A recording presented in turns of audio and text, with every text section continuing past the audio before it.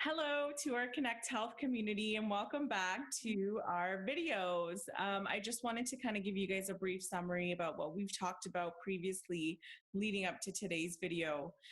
You can revert back to them on our channel as well. One of the first videos we talked about was how to build resilience. And in the second video, we talked about what foods are helpful to eat now that lighten the load on your system so it can put its resources towards immunity. And the fact that how you eat is just as important as what you eat. The links to those videos will be in the description below and you can check those out. But today we're going to chat about Heidi's top 3 favorite comforting recipes and why they're recommended at this time. And get this, guys, they all work on supporting your digestive fire that we talked about on the last video.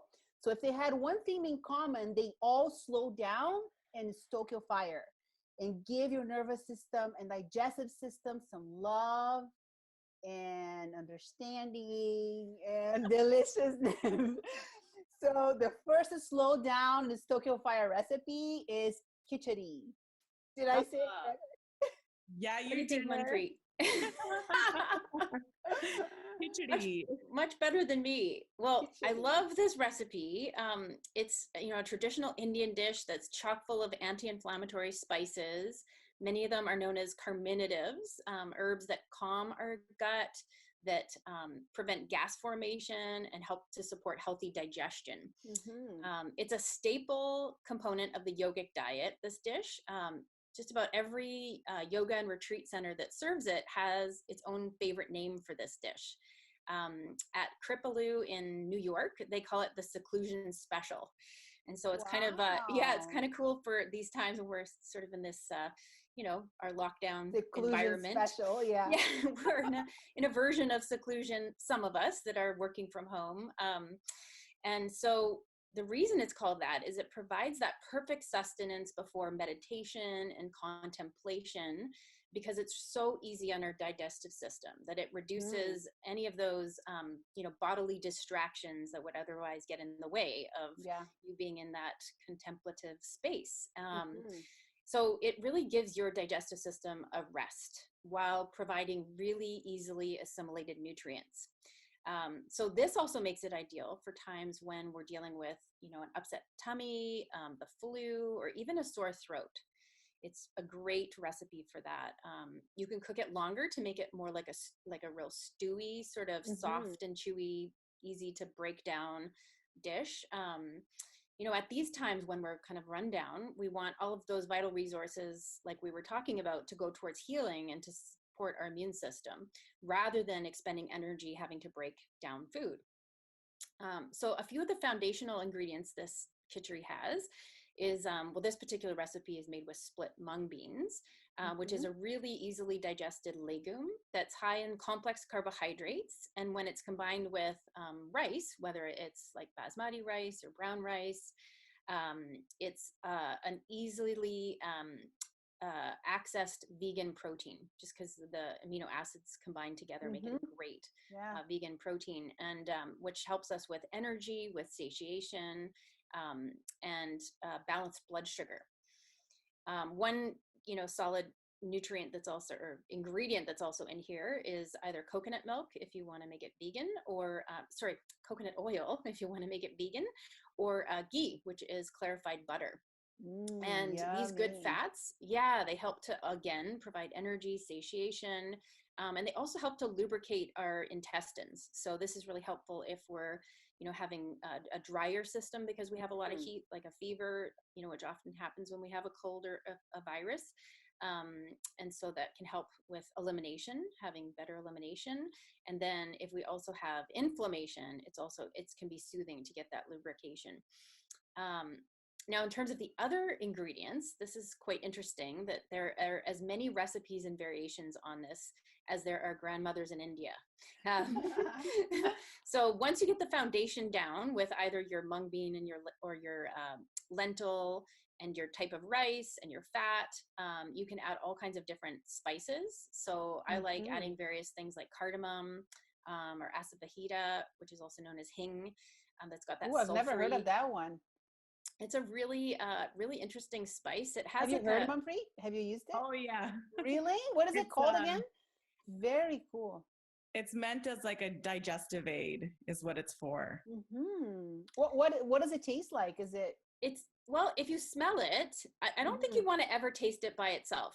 Amanpreet, it on its own, like it's very Well, we egg-like. eat it on its own. So You it does do come eat in a it on little its own? capsule and it comes in like a little pill form. And I'm used to the taste and I actually like Wow. it. And yeah, my family really likes it. On its own? Yeah. did you That's say so it was interesting. sulfury taste? Well, it's egg. Yeah. Yeah, it's kind of got an egg-like Ah. smell. Like when I opened up my spice container with it, I remember the first time when it was like called for in a recipe, like so long ago. I remember opening it and being like, "Oh my god, I'm gonna put this in my dish with all these like wonderful ingredients." Like I totally thought it was gonna bomb it, but it's actually yeah, it's kind of sulfury, sort of like like it has an onion sort of essence too. Yeah, So yeah. that's what you get when you Yeah. actually taste it by itself. I've never done that. I've never experimented. I'll have to try that Yeah, out. it comes in a little glass bottle and it comes in little pill form and you're supposed to just pop it and eat it after dinner. Is it? And Why it's do a you take it? digestive Is it aid. oh, just a digestive aid? Okay. Yeah. Yeah. A natural How cool way is to help. that? Yeah. Can you get it around here? Yeah. Yeah. Yeah. It's Ooh, I'm not definitely it's gonna not super easy to find though. It's not Mhm. like normally at Choices and Whole Foods, at least the ones in our neighborhood. No.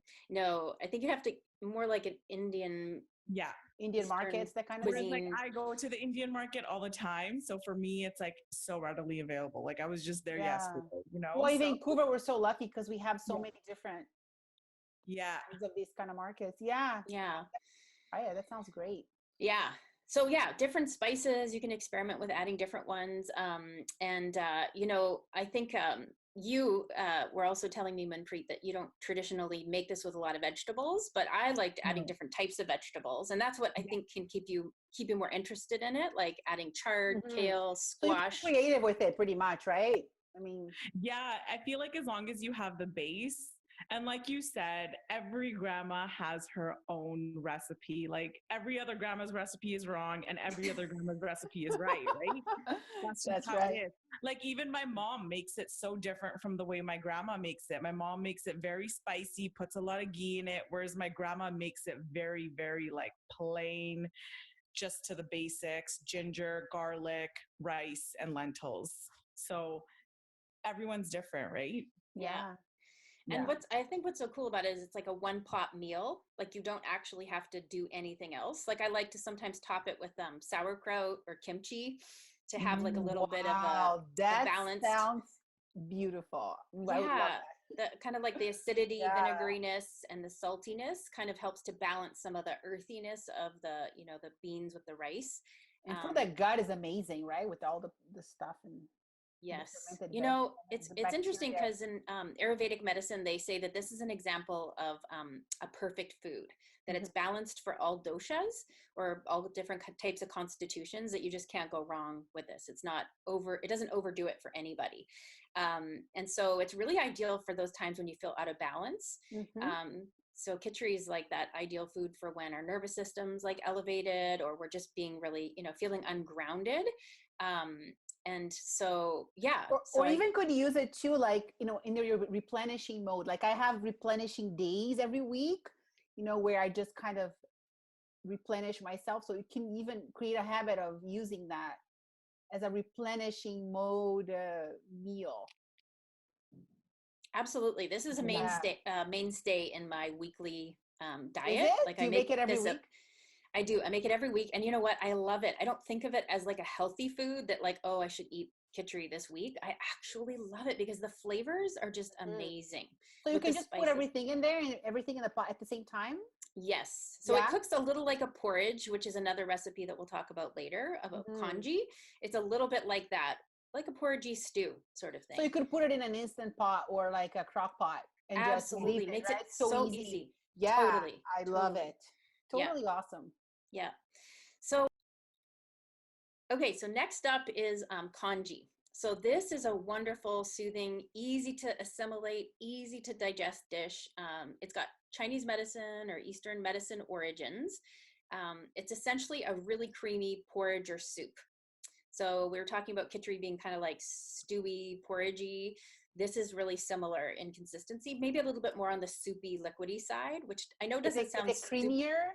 Creamier? Yes, a little bit like risotto, but it doesn't take quite as much tending to. It's not as high maintenance at all as risotto, but it's got that similar kind of texture, you know? Yeah. Yeah, it's eaten in many parts of China as a breakfast dish.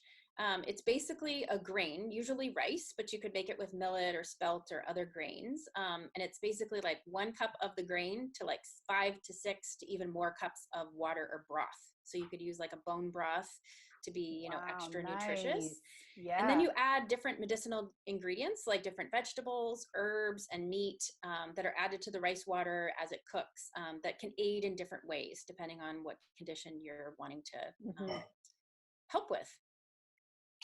That sounds amazing. I mean, congee also has so many variations, right? Yeah, depending on what you add in. It's the ultimate warm and nourishing get well meal. So kind of like chicken soup, you know, this is, I think of congee when I'm feeling like I've got an upset stomach or, you know, I'm a little run down with a cold or flu, any digestive upset whatsoever. Congee is like the antidote. Are there any other times you would use or recommend congee? Yeah, this is actually really great when you're doing an anti-inflammatory or cleansing diet. So similar to Kitcheree in that it has all that, like, it's very good when you're wanting to focus on allowing for your system to do other work than digestion.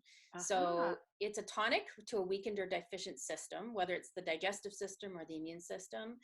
It's really easy for the body to break it down and assimilate its nutrients. So it's just not taxing you whatsoever to eat this. In fact, it's giving you nutrition and keeping you going, but not burdening you with that task of digestion, which allowing the body to use the leftover energy to do other things, right? Yes. So that's why I think it's really great when we're doing deep cleaning, like during a cleanse, when you just want the body to have all of its resources to dig into those, you know, those closets that haven't been tended to in a long time, you know, allow the liver to focus on its cleaning work and not get distracted by what you're bringing in.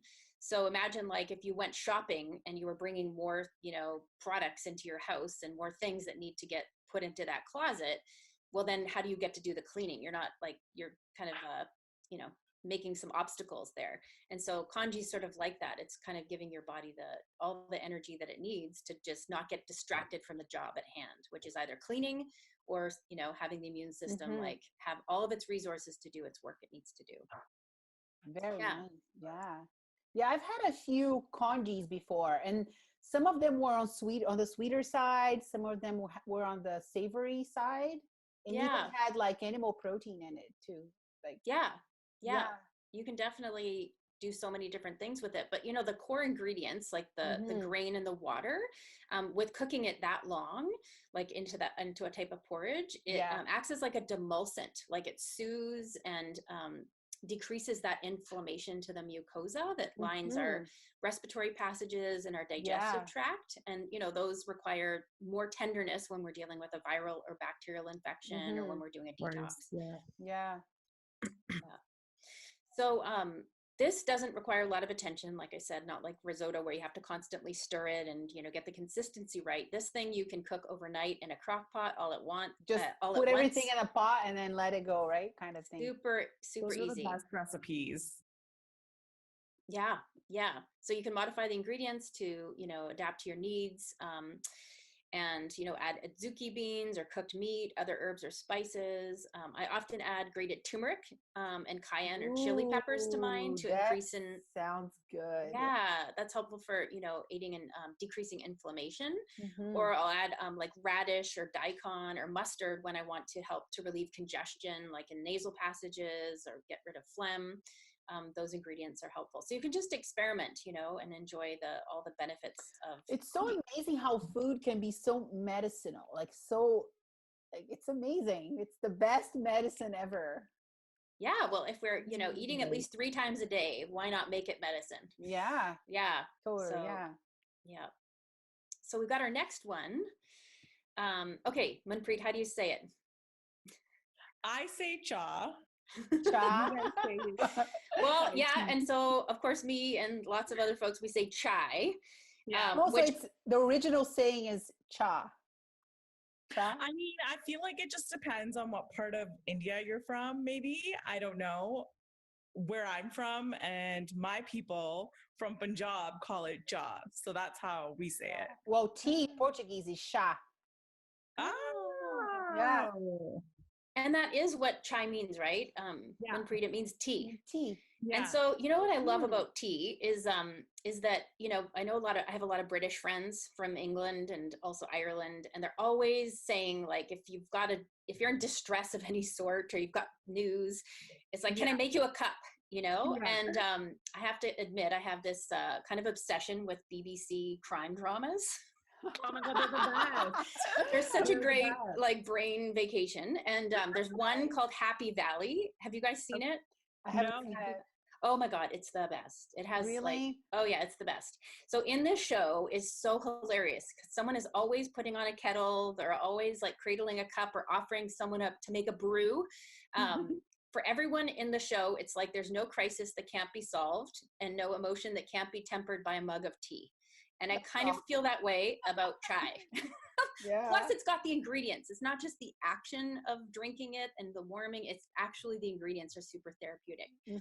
So again, like I think, you know, we were talking about Manpreet, as far as recipes go, there are as many versions of using different spices in chai as there are people who prepare it. So there's not one, you know, one perfect way. Customarily, it's made with black tea and sugar, but if you're trying to avoid caffeine, you can make it with rooibos tea, which is, you know, great antioxidant, or even peppermint or chamomile tea could be a good base for it. Yeah. I tend to skip the sugar and I like honey instead, as it's the most medicinal of all of the sweeteners. And honey from an Ayurvedic medicine perspective helps to build the ojas, the vitality, and strengthens our tissues, like our blood, our bones, and our muscle and our immune system. So, you know, honey is used as a vehicle to help deliver herbs into the deeper tissues of the body. So the herbs that are in the chai kind of are more like there's like a, what's the word? Not synchronicity, but synergy. There's a synergy to using honey, getting the delivery of those herbs to do their job even better. Does it matter what kind of honey you add? I mean, you put on? You know, I mean, yeah, there's so many different types of honey. I love Manuka honey. Yes. Yeah. I find the flavor is a bit intense to put in chai. If I do have a sore throat or I'm dealing with something, I will do that. But I usually like Manuka by itself. But if you don't mind Manuka, maybe I'm strange, but I feel like it has such a powerful flavor. So you like a lighter honey taste. Yeah, I know what you mean, because Manuka is intense. Yeah. It's intense, yeah. But there are so many great, you know, at the farmer's market, there's so many great honeys that are made, you know, by people who have local bees. And they often say with allergies, because we're now coming into allergy season, that it's best to eat a honey that's grown in your area because the bees are making, you know, gathering the pollen from the nectar from the plants that are grown in your area that you could be reacting to. So anyway, that's a side note. That's a side note. But did you know that, Manpreet? No. Maybe you can do that. I mean, like, I knew about honey and allergens and things like that and how it's good for it. But the fact that getting it from your area, that's something I didn't know and will take into consideration now. That's awesome. Yeah. There's this honeybee farm that I always drive past in Surrey, and I always want to go there and get some honey because it's cute. This cute little farm. I know which one that is. I've gotten honey from there. It's so good. Right? Oh, so yeah. I'm definitely going to do it now. Well, I just last thing before we end here is I just wanted to chat about some of the ingredients that are in chai tea, like some of the medicinal benefits of the spices. So cardamom is one of my favorite spices of all time. It's a really powerful carminative. Like I mentioned, the herbs that help to settle digestion and increase absorption. Ginger, I also really like in my chai. It's a well-known pungent and heating carminative herb. It's super antioxidant rich. Cinnamon is also added in here, which is great for blood sugar balance as well. And then clove, I really like, is also a diaphoretic, similar to ginger. And diaphoretics are herbs that help to, you know, increase sweating. And by that action, when we're sweating, it helps to restore circulation and dispel fever and chills, which again, you know, cold and flu season, that's something we really want to do is to encourage the fever to like do its job of killing the bugs, but again, make us have the ability to like move things through. And the other thing is these chai spices are all drying expectorants. And that word, it means that they're herbs that help to promote the discharge of phlegm and mucus from the lungs and the nasal passages. So also very clearing if you've got some, sinusitis or, stuffy nose or needing to kind of clear things. And so all these are ideal qualities for right now, for that what we're sounds dealing with. absolutely amazing. And I got to make this recipe because I love chai tea, I love it.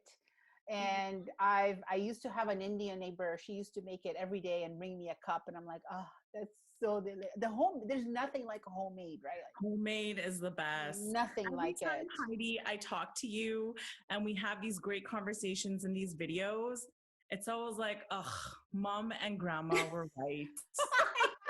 They were right all along. Mom and grandma were right. Yes. Let's hope they never see this. I love that. Well, the wisdom, of people who, have are tied to the traditions of their culture and have carried some of that knowledge through. Like, you don't need a double-blind placebo-controlled study to tell you that these herbs are expectorants. Right? Yeah. Hey, I've got a question for you.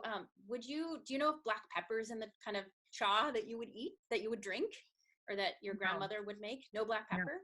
No. Oh, interesting. I really like it added into tea, it's such a good herb for helping to synergize those other spices. Yeah, it's interesting about black pepper because it actually activates curcumin, doesn't it? Like that's right. Yes, I wonder, does it do the same with the other?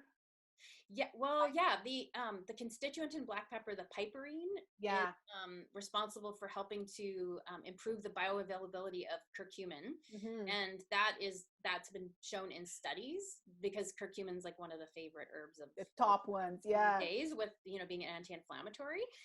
But I bet you it would also help to increase the nutritional value of other herbs. I think it really does have that synergistic quality along with like being flavor enhancing. You don't need a lot, right? It's just a little. Yeah. Another home remedy I'll kind of share with you guys real quick is what I used to get fed when I was sick at home in bed was kitcheree, and it was also cha with ginger in it. But then my dad used to give me a spoon of honey with black pepper on top of it, and I had to just eat it just like that off the spoon. Wow. I just love these childhood stories with these home remedies. I mean, that I thought were just home remedies, and now here is Dr. Heidi Lescanec telling me that I was doing it right all along. Yes, you were. And you were trying to be a rebel child, but I was. I haven't had kitchen since I moved away from home. Oh, you gotta make it, Manpreet. And then bring some over to the clinic so we can try it. Yes. Now I definitely will. And I'll bring a big thermos of cha, and I'm actually going to bring some hing for you guys too. And I'm going to make Elena try it. We could do a Kitcheree potluck. Yeah. Yes. Make our own versions of Kitcheree. Yeah. We can all test and taste sample. Oh my God, it'll be so much fun. Awesome. And cha, of course, to go along with it. Yeah. Yep, to wash it all down. This is an awesome video, guys. I always love chatting with you. It's always so much fun. Again, leave us a comment if you guys have any questions. The congee recipe is actually posted on our Facebook and our Instagram already. And I'll also be posting it, the kitcheree recipe as well that Heidi has shared in our video today. So you guys have it on hand. But otherwise, if you have any questions, comments, or anything like that, please do not hesitate to contact us. All our information is on our social media, and I'll link it down below. But otherwise, I think we're leaving now. I hate this part because we have so much to talk about. I know. More next time. More next time. Next video. Ciao, ciao. Bye. Bye.